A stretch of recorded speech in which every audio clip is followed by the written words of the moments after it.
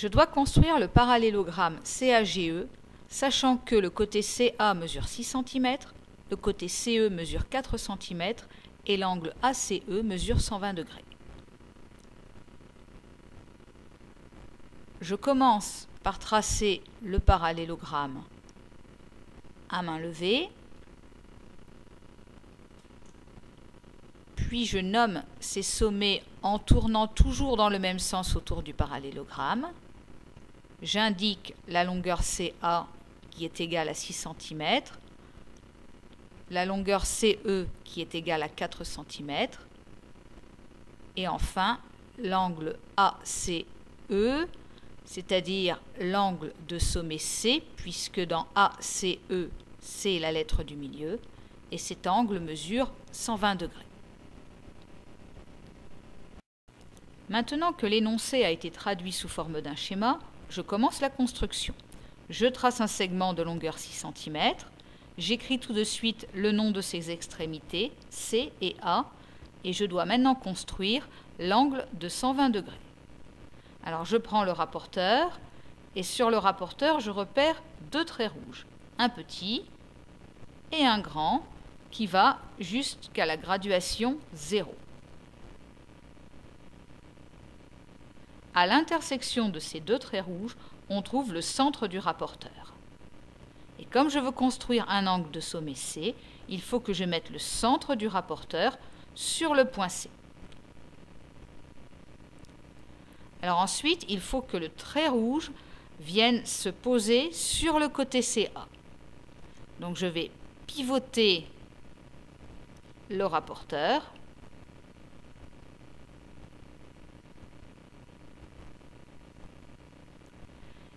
Et le côté CA va traverser la graduation 0. Voilà qui est fait. Alors, quand je prends le schéma, si je vais du côté CA qui est déjà construit au côté CE que je vais construire, la flèche est dans le sens inverse de celle du rapporteur. Donc, je vais soulever le rapporteur. Voilà qui est fait. Et je vais mettre la flèche dans le même sens que sur le schéma. Alors, on remarque que le nom qui est sur le rapporteur apparaît maintenant à l'envers.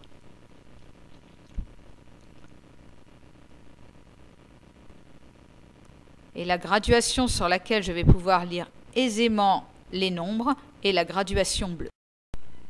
Je vérifie que le rapporteur est bien placé. Centre du rapporteur sur le point C.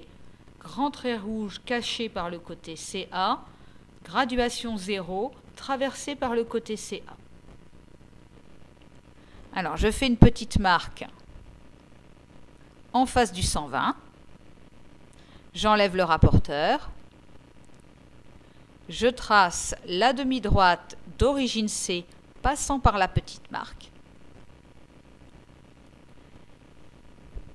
Et maintenant, je dois placer le point E sur cette demi-droite. Alors, je sais que le point E est à 4 cm de C, donc je prends la règle.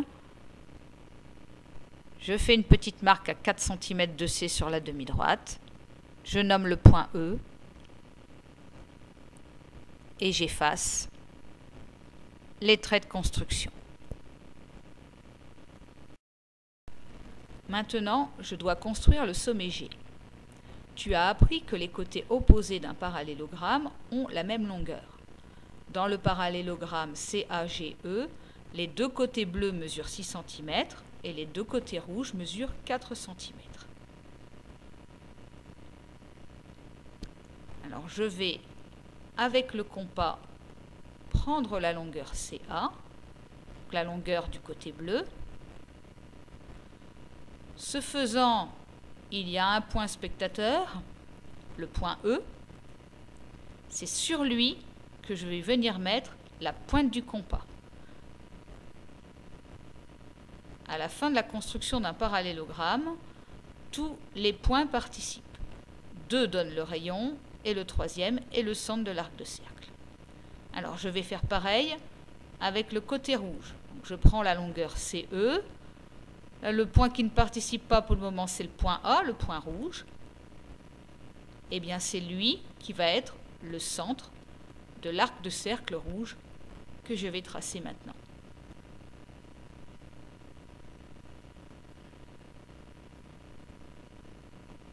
Donc je trace cet arc de cercle.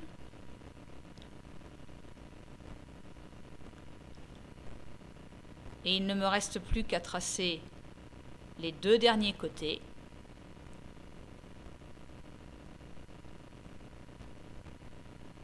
Le côté EG